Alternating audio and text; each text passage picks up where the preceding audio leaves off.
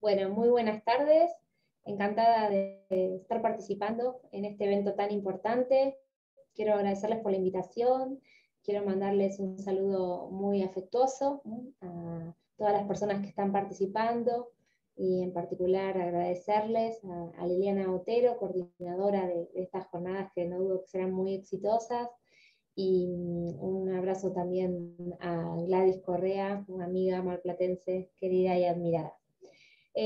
Bueno, se me ha pedido que aborde la temática sobre perspectiva de discapacidad y enfoque de derechos humanos. Justamente yo pensaba, ¿no?, en un ámbito donde claro que hay perspectiva de discapacidad y enfoque de derechos humanos, pero que creo que son conceptos estos, ¿no? Esto de, ahora voy a desarrollar un poquito la perspectiva de discapacidad, contar con perspectiva de discapacidad, tener, ¿no?, un enfoque de derechos humanos a la hora de abordar la temática de la discapacidad, sin duda son conceptos que deberían retroalimentarse, que no lo vienen haciendo, sobre todo en ámbitos más allá de la discapacidad. Y por eso creo que hay que insistir, hay que retroalimentarlos, hay que potenciarlos, y hay que insistir en estas y otras ideas, ¿no?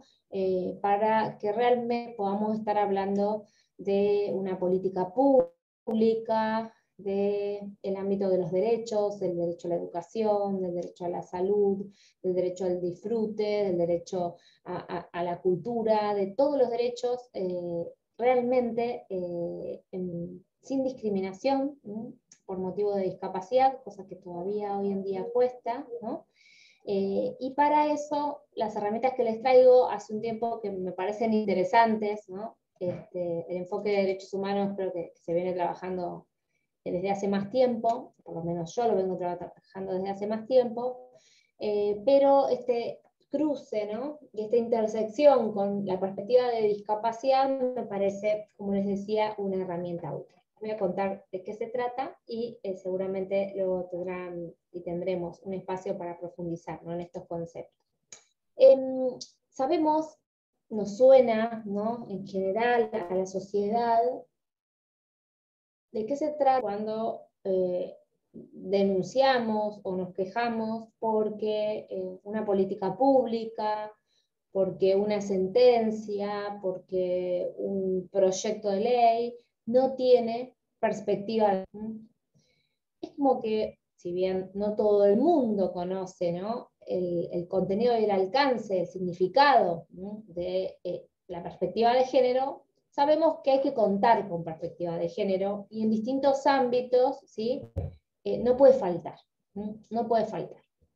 Sin embargo, todavía eso no sucede con la temática de la discapacidad. Y a mí me parece que estamos en un momento histórico, ¿no?, y contextual, donde podemos utilizar ya el avance que ha implicado el movimiento de mujeres, que ha implicado el feminismo, para poder replicar algunas herramientas en el ámbito de la discapacidad.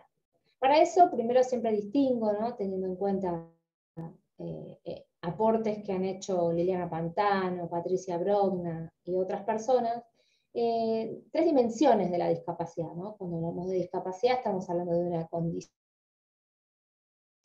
que es una condición individual de la persona, que suele todavía hoy en día denominarse diagnóstico, deficiencia, incluso dice la Convención sobre los Derechos de las Personas con Discapacidad. O podemos buscar, y se está buscando, ¿no?, otras acepciones, diversidad funcional en España, pero hay muchas otras, ¿no?, y sobre todo de contextos más propios, ¿no?, de nuestra región. Me parece que eso es importante, porque esta temática, ¿no?, de pronto definir, tiene repercusiones en la identidad singular, pero también en la identidad política de las personas, y en ese sentido me parece que es algo a potenciar. Pero claro, la discapacidad no termina en esa dimensión personal, sino que también la discapacidad, más allá de una condición, es una situación. Y esta situación aparece cuando la persona con su condición enfrenta barreras, barreras sociales, que pueden ser de distinto tipo, suelen ser en todos los ámbitos, suelen darse lamentablemente en todos los ámbitos, en lo arquitectónico, en lo comunicacional, en lo actitudinal, como consecuencia de prejuicios, ¿no? De estereotipos. También la discapacidad, además de ser esa condición y esa situación, es una posición, ¿sí? Es una posición social. Esta posición es el resultado de nuestras representaciones, de nuestro imaginario colectivo, de nuestros prejuicios y estereotipos respecto de lo que pensamos a la hora de nombrar la discapacidad o a la hora de interactuar con una persona con discapacidad. Y esto se relaciona con ese valor, ¿no? Y entonces el círculo vuelve a la condición. O sea, si vemos a la persona con discapacidad como un diagnóstico, ¿sí? Como su diagnóstico y nada más, seguramente esta posición va a estar realmente muy infravalorada. Si vemos a la persona con discapacidad como una condición más que hace a la humanidad, esta posición va a ser diferente. Pero bueno, estas tres dimensiones están relacionadas y gracias al movimiento de personas con discapacidad y al modelo social es que podemos estar hablando de estas tres dimensiones en realidad. Bueno, pero cuando decimos que hace falta una política pública con perspectiva de discapacidad, ¿qué queremos decir? Y bueno, queremos decir que hace falta concebir, ¿no?, a esta perspectiva de discapacidad como una herramienta conceptual, pero también procedimental, ¿no?, que entienda y que también visibilice que esta situación de desigualdad estructural que sufren las personas con discapacidad a la hora de querer ejercer sus derechos, ¿sí?, son la consecuencia de estas barreras a las que aludía recién, ¿sí?, y que estas barreras son las que impiden el ejercicio de los derechos. Si contamos con perspectiva de discapacidad, entonces vemos a la persona, pero vemos a la persona, metafóricamente hablando, arrastrando, ¿no?, barreras que son de distinto tipo, ¿no? No solo vemos a la persona, sino vemos a la persona y su contexto, sus circunstancias, ¿no? Evidentemente esto nos obliga a movernos, nos obliga a modificar mecanismos, modificar prácticas, modificar también valores, ¿sí?, que reproducen esta desigualdad estructural. Entonces es importante tener perspectiva de discapacidad, porque si no la tenemos, reproducimos esta situación de desigualdad y de discriminación estructural, ¿no? Para ello, por eso estas tres dimensiones de la discapacidad, para eso tan importante, ¿no?,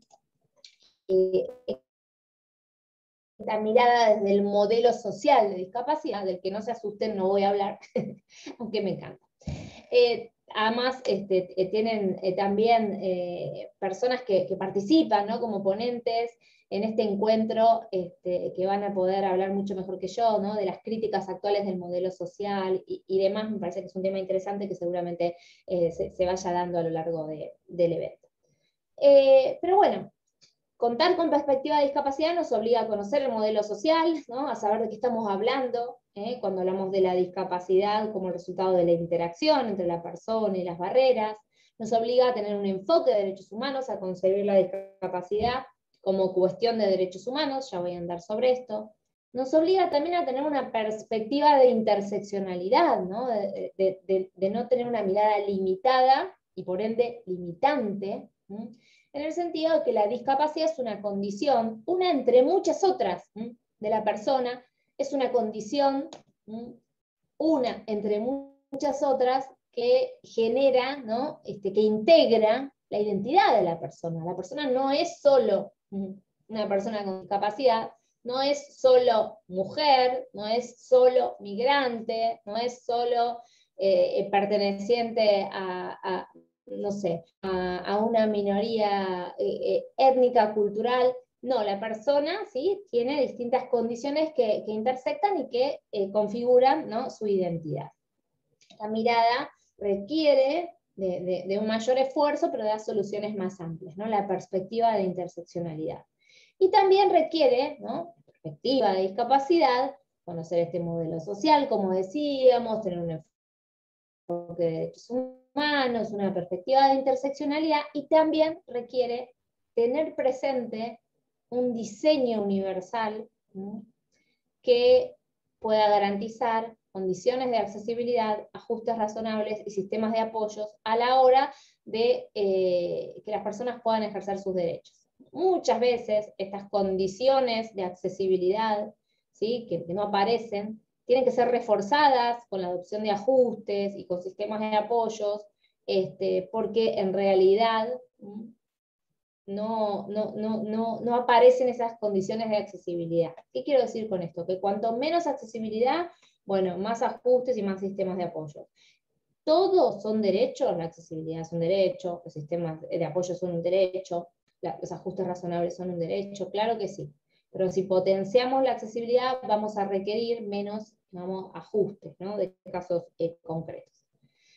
Pero la perspectiva de discapacidad, como decía, no es solo respecto de lo conceptual, de los contenidos, sino también apunta a lo procedimental. Entonces, contar con perspectiva de discapacidad nos va a también obligar a garantizar ese diseño universal, ¿no?, en una política pública, en un sistema educativo, en la prestación de un servicio, en el ámbito que queramos. Nos va a obligar también a garantizar otra herramienta esencial, ¿sí?, que es la participación de las personas con discapacidad, ¿no? Este lema del Nada sobre la discapacidad sin las personas con discapacidad, que, bueno, que surge en la década de los años 70, ¿sí?, del siglo pasado, y que tiene también como dos dimensiones: la dimensión política, ¿no?, en la cual se gestó, por un lado, a nivel macro. No podemos pensar en políticas públicas, en leyes, en normas sobre discapacidad sin la participación efectiva de las personas con discapacidad. Pero tampoco podemos pensar en un proyecto de vida de una persona con discapacidad sin la participación de la persona con discapacidad. Por eso digo que esa participación es a nivel macro y a nivel micro. Y también nos obliga a la perspectiva de discapacidad a garantizar y a trabajar por potenciar otro principio, que es el de transversalidad. ¿Qué significa? Que no sea siempre el ámbito de la discapacidad, que no sea solo el ministerio, la secretaría, ¿no?, la dirección de discapacidad la que trabaje temáticas de discapacidad, sino que la discapacidad se encuentre transversalizada, ¿sí?, en todos los sectores de la administración pública y de la vida de las personas. Estos son principios que me parece que hay que potenciar para que realmente podamos contar con perspectiva de discapacidad. Se va a hablar en este encuentro sobre accesibilidad, que es una herramienta importantísima, ¿no?, con todo lo que implica, y además desde esta mirada que hoy en día podemos defender, que trasciende la condición para hablar de la accesibilidad como un derecho, el derecho a la accesibilidad. Se va a hablar seguramente de intersecciones, pero yo quería potenciar un poco la otra cara, ¿no?, otro de estos conceptos que me parece que debemos potenciar y retroalimentar, que es el enfoque de derechos humanos, ¿sí? Se ha dicho que la discapacidad es una cuestión de derechos humanos, se requiere que al momento de abordaje de la temática de la discapacidad haya un enfoque de derechos humanos. ¿Pero qué significa esto? ¿Qué es el enfoque de derechos humanos? ¿Es algo conceptual nada más? ¿Es algo teórico? No. El derecho internacional de los derechos humanos, ¿sí?, viene desde hace tiempo trabajando en esto. Entonces, el enfoque de derechos humanos también tiene unos requerimientos y unas exigencias, ¿no? ¿Qué exige? En primer lugar, exige concebir a las personas con discapacidad, al igual que el resto de la humanidad, como sujetos de derechos y no como, digamos, objeto de políticas, ¿no?, de políticas asistenciales en general. Trascender, ¿no?, cambiar el chip de esa mirada. Pero también contar con enfoque de derechos humanos nos obliga a incorporar unas características, unos principios, unos valores que sustentan a los derechos humanos. ¿Qué significa esto? Cuando se habla de los derechos humanos, se concibe a los derechos humanos, si me permiten, como si fuera un subsistema dentro de un sistema, ¿no? O sea, un círculo dentro de otro círculo. El círculo grande es el derecho, el círculo pequeño son los derechos humanos, que tienen unas características propias, porque los derechos humanos se dice que son universales, los derechos humanos son interdependientes. Bueno, tienen ciertas características de estos derechos humanos. También hay unos principios que hay que aplicar cuando estamos, digamos, frente a un derecho humano, que tienen que ver con El principio de pro persona, por ejemplo, siempre beneficiar a la persona si tenemos distintos derechos en juego o si tenemos distintas normas para aplicar y solucionar un caso concreto. Bueno, siempre hay que tener esta mirada amplia, ¿no? De la autonomía, de los valores que sustentan a los derechos humanos, ¿no? De la igualdad. Y también, ¿no? Esto de decir, vamos avanzando, no vamos avanzando mucho, pero cuando vamos avanzando, ¿no? La no regresividad en materia de derechos humanos. Si se reconoce un derecho humano, no podemos volver atrás, ¿no?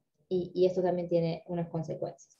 Esos valores que sustentan a los derechos humanos, que también tenemos que tener presentes, ¿no? A la hora de pensar en la discapacidad, se podrían representar en un árbol, ¿no? A mí me gusta la metáfora del árbol para hablar de los valores que sustentan a los derechos humanos. Se las cuento, pensemos en el tronco, esa es la idea de dignidad humana, pensemos en unas ramas gruesas, ¿no? La idea de libertad, la idea de igualdad, la idea de solidaridad, y después de esas ramas gruesas otras ramificaciones, ¿no? Pero que están absolutamente interconectadas, que son los derechos, los distintos derechos, ¿no? Que se van colgando de esas ramas, pero que interactúan, ¿no? Que van creciendo y se van enriqueciendo. Bueno, esto tenemos que saberlo y tenemos que aplicarlo a la hora de decir, bueno, yo estoy concibiendo la discapacidad desde un enfoque de derechos humanos. Pero no termina ahí, sino que también tengo que aplicar los estándares de derechos humanos. ¿Y qué es esto? Bueno, el derecho internacional de los derechos humanos, estas organizaciones, ¿no? Sistema de Naciones Unidas, u organizaciones más regionales, como la OEA en nuestra región, ¿no? El Sistema Interamericano de Protección de los Derechos, elaboran a través de normas, y también a través de una labor que realizan, ¿no? Determinados organismos, los estándares del derecho internacional de los derechos humanos. En materia de discapacidad, sabemos que la Convención Internacional sobre los Derechos de las Personas con Discapacidad hoy en día es el mayor estándar en materia de derechos humanos de las personas con discapacidad. Entonces, también tener el enfoque de derechos humanos me obliga a decir, bueno, esto es lo que tengo que aplicar, ¿no? Finalmente, contar con un enfoque de derechos humanos nos exige implementar un marco conceptual, del que les vengo hablando, pero también procedimental. ¿Qué significa? Que esto me va a imponer mecanismos de seguimiento y de responsabilidad. Porque si no, los derechos humanos quedan en el ámbito de lo que quisiéramos, ¿no? De declaraciones, y esto no es así. Los derechos humanos también tienen herramientas para hacerlos efectivos, ¿sí? Ustedes me dirán, bueno, pero no se cumple tanto, ¿no? Los derechos humanos no tienen tanta efectividad como debieran, y es así, en materia de discapacidad y en materia de otros grupos, ¿no? O colectivos, totalmente. Pero si conocemos esas herramientas, ¿no? Y si las utilizamos, también las vamos a potenciar, ¿no?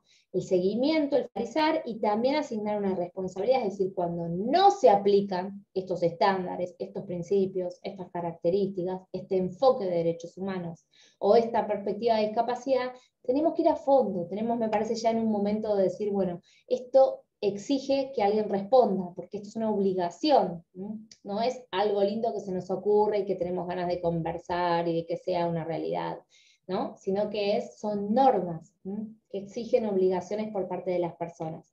Claro, dependerá dónde están esas personas para ver qué responsabilidad tienen, pero todavía hoy en día parece que los derechos de las personas con discapacidad no se toman tan en serio, ¿sí? Porque existe esta situación que les describo, que no se las tengo que describir yo, porque la mayoría la conocen mucho mejor que yo, de esta desigualdad estructural, ¿no? Que es estructural porque está en todos los ámbitos de la vida en donde la persona quiera moverse. Entonces, bueno, frente a eso tenemos varias herramientas, ¿no? La herramienta principal, y con esto termino, desde mi punto de vista, y fíjense que yo soy abogada, pero para mí la herramienta principal, no sé si es la ley, para mí la herramienta principal es la educación. Eso me alegró que también cuando vi el programa, ¿no? de este evento, que esto se trate y se le dé un rol preponderante. Y me parece que la educación, ¿sí? En materia de derechos de las personas con discapacidad, en materia de perspectiva de discapacidad, en materia de enfoque de derechos humanos, es la herramienta más poderosa con la que contamos para modificar esta situación de desigualdad estructural de las personas. Por eso celebro, quería comentarlo con ustedes, pero seguramente la mayoría lo sabe, pero todavía quizás algunas personas no. Celebro que exista, ¿no? En nuestro país y en algunas provincias, ¿no? En la provincia de Buenos Aires desde hace muy poquito, ¿no? Hace unos meses, una ley específica, ¿no? Que exige la capacitación, ¿no? Obligatoria en la temática de discapacidad para todas las personas que se desempeñen en la función pública. Esta es una norma, la ley 15.296 en el ámbito de la provincia de Buenos Aires, que espero que se replique, ¿no? A nivel de otras provincias y sobre todo a nivel nacional. Es una especie de ley Micaela, pero en materia de discapacidad. Me parece que es una oportunidad que no se puede dejar pasar para a través, ¿no? De esta herramienta, que creo que es la más poderosa y la más efectiva, podamos potenciar, podamos garantizar, podamos hacer efectivos los derechos y las voces que todavía hoy siguen sin ejercerse respecto a los derechos, y las voces que hoy todavía siguen calladas, porque hay muchas voces que todavía no estamos escuchando como sociedad. Y en este sentido, por eso me parece también muy importante que se hable, ¿no? O se va a hablar en este evento de la inclusión, ¿no? El significado y el significante, ¿no? ¿Qué se quiere decir con esto? Si sigue siendo positivo hablar o no de inclusión y dónde estamos, ¿no? En qué lugar estamos. Bueno, la idea es que yo ocupara 20 minutos, que creo que ya me excedí alguno, como para comentar algunas de estas ideas, que espero no hayan sido muy desordenadas, seguramente un poquito, pero bueno, espero también poder seguir acompañándoles bueno, profundizar en reflexiones, en dudas, ¿no? En opiniones contrarias, en lo que ustedes quieran, para seguir trabajando en esta herramienta que me parece fundamental, que es el pensamiento que genera, ¿no? Esta potencia de la cual hablaba, que es la educación. Así que bueno, les doy la bienvenida, les mando un abrazo muy fuerte, un muy feliz cumpleaños a Saerka, que cumplo, yo también cumplo similares años en algunos meses, así que bueno, me parece que son muchos, y como asociación y demás, es un mérito muy grande, ¿no? Llegar a esto, así que bueno, desde acá les mando un abrazo muy fuerte. Muchas gracias.